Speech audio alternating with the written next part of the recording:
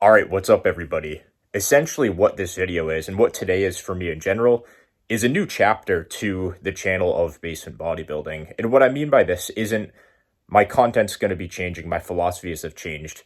It's certainly not that. But the more I think about it, the more I realize how much I'm leaving on the table with the channel itself. The lifting and the actual method of bodybuilding and the day-to-day stuff I don't show. And I'm not talking just a quick 30-second clip that I put as a side view on my informative content. But what I mean is you're seeing the information, you're hearing the words that I say and my thought process regarding my training, but you're not seeing the context. You're not seeing me lift. You're not seeing the day-to-day.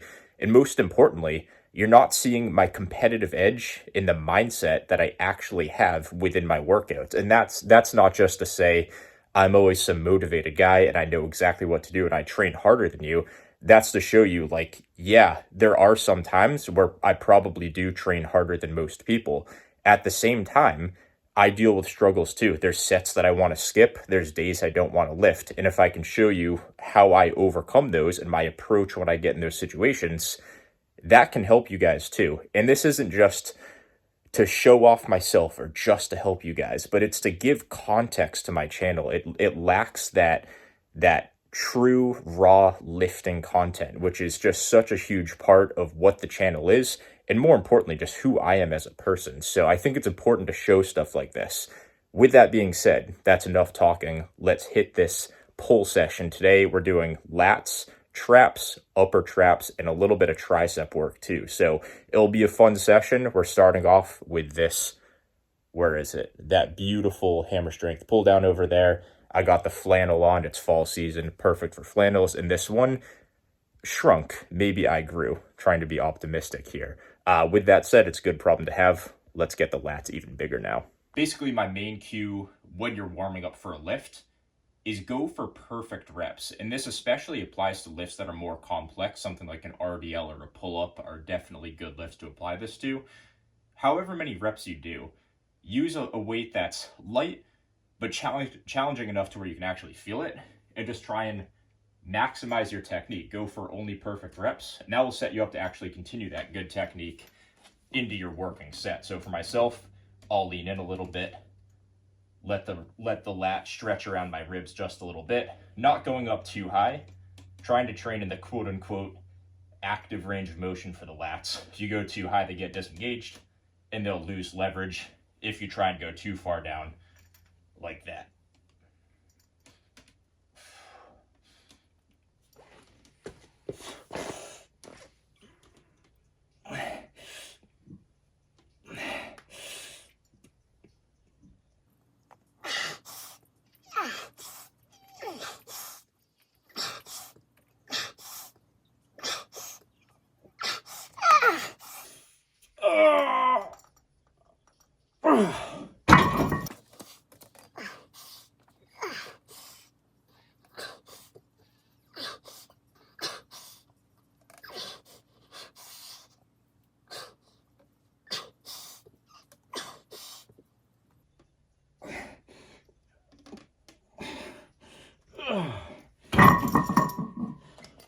And that's a good first set. I mean, when it comes to something like this, obviously, yes, proximity to failure and how hard you train is very important, but go for quality reps. Go for high effort lifts that you're really just pushing yourself on. It's not, don't focus so much on the proximity to failure and if you hit zero RIR or failure.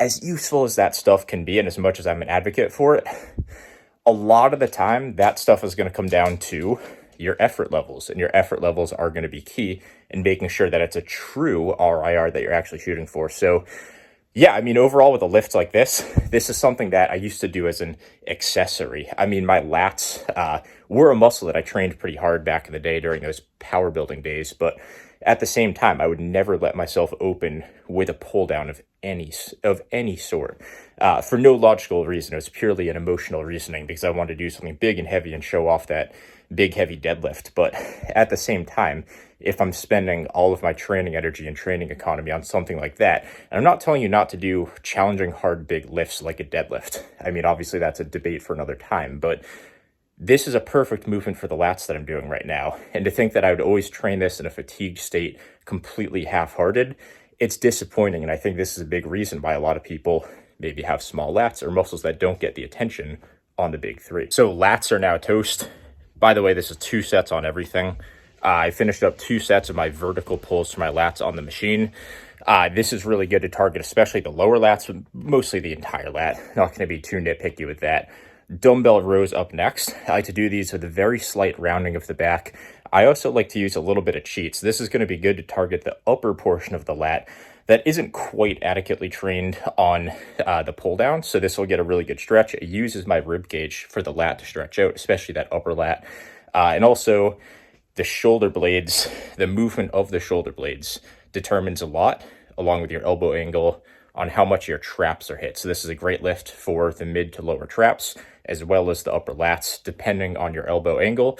I do recommend going with a more flared elbow if you're not focusing so much on stretching and squeezing your shoulder blade, aka protraction and retraction. But if you are able to focus on stretching and squeezing your shoulder blade with a more tucked elbow, that's totally fine. It's going to bias the lats a little bit more, but it's a good happy medium between the upper lats and then the mid to low traps.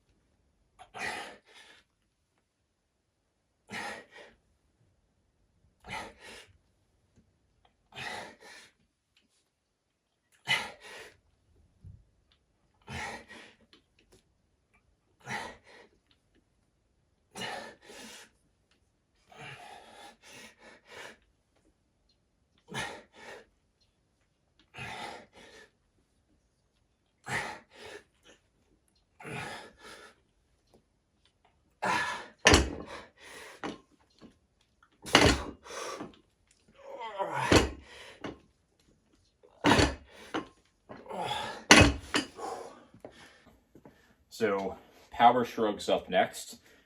The main focus on this is obviously targeting the upper traps. What we're going to be doing is almost bypassing the limitations of your upper trap. The contraction, this contracted position is very weak for most people. So that's where the leg drive comes into play. When you could use that knee and hip drive to assist your traps on the way up, your traps can handle far more weight on the eccentric and especially in that stretch at the bottom. So what you want to do here is master your leg drive. And the biggest teller to understand if your leg drive is lacking a little bit is to see if you feel like you have to really shrug up and hold this top position. If you're doing that, you're compensating with your traps for your lack of leg drive. So essentially, I'm just going to do my warm-up set now and show you guys a couple cues in this. So basically, what you'll see most often is this, trying to hold it at the top and squeeze out that last little bit.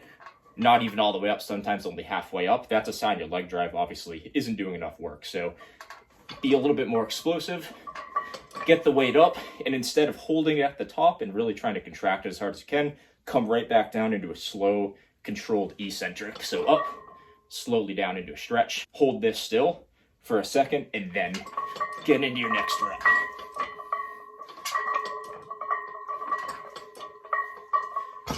Just like that. So time for an actual working set. Emphasis on leg drive, just the knees and the hips, mostly knees if you're on a machine or a trap bar. If you're on something like a barbell, it'll be a lot of hips. That's the focus. Getting a nice stretch. We're not jumping, we're not using our calves, ankles at all. It's just double extension, knees and hips. Let's get some big traps.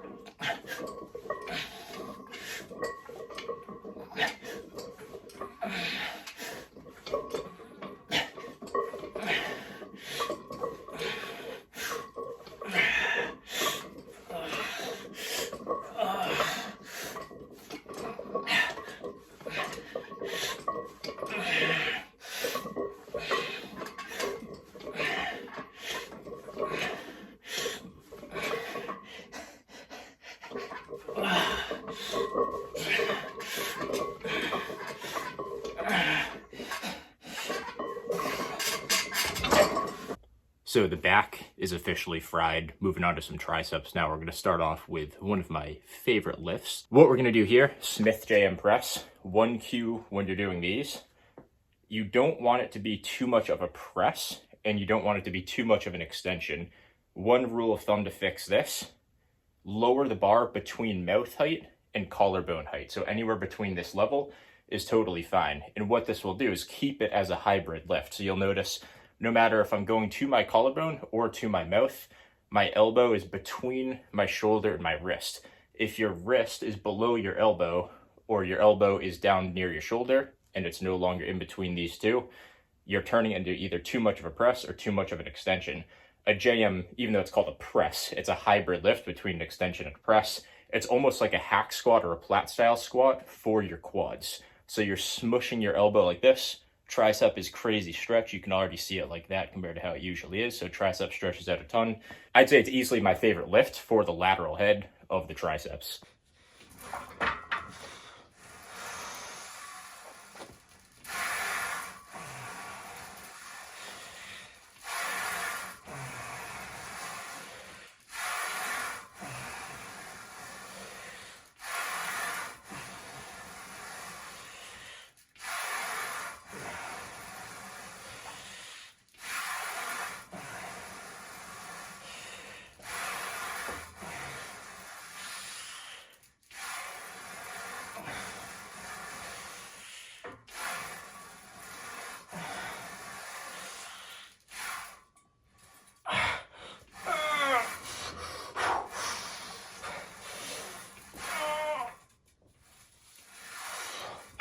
That was a decent set of some JM presses right there. Not perfect.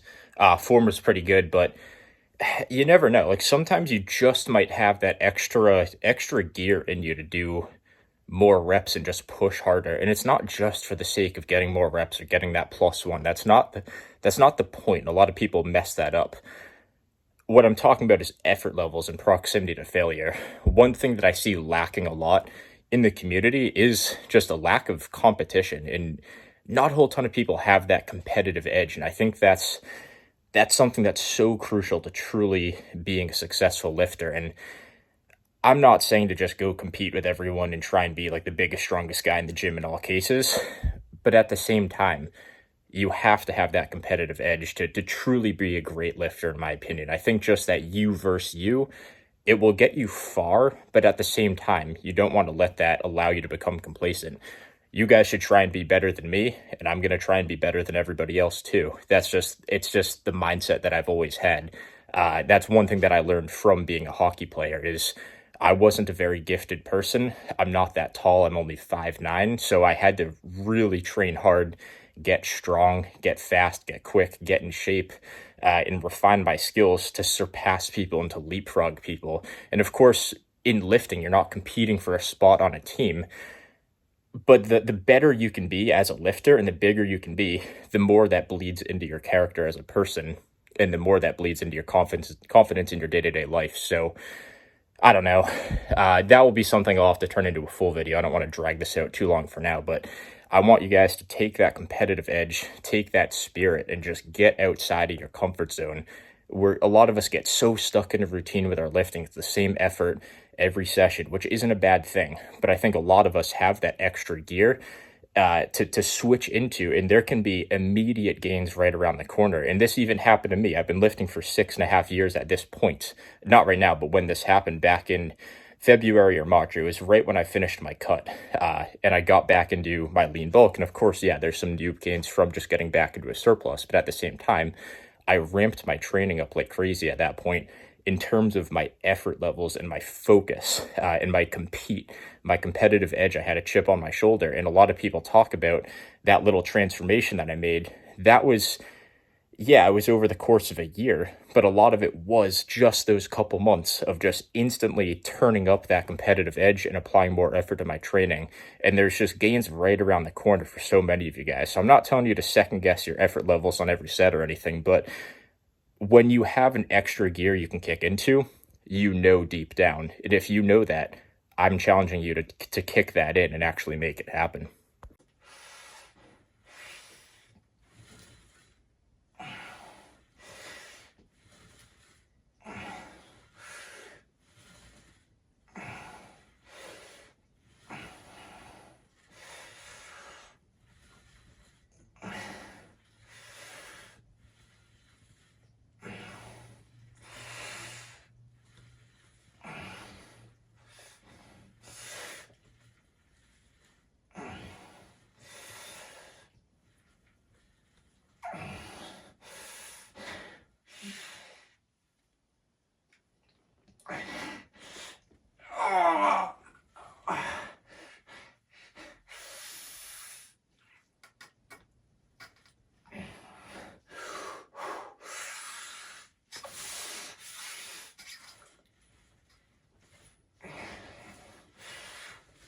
So that's the session for today. Hit a few nice sets, 2 to be specific, of the incline pushdowns. Really good variation again for the lateral head.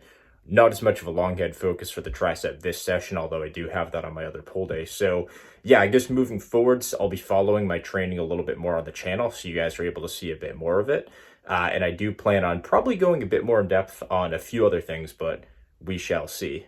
If you guys liked the video, let me know. I will see you in the next one.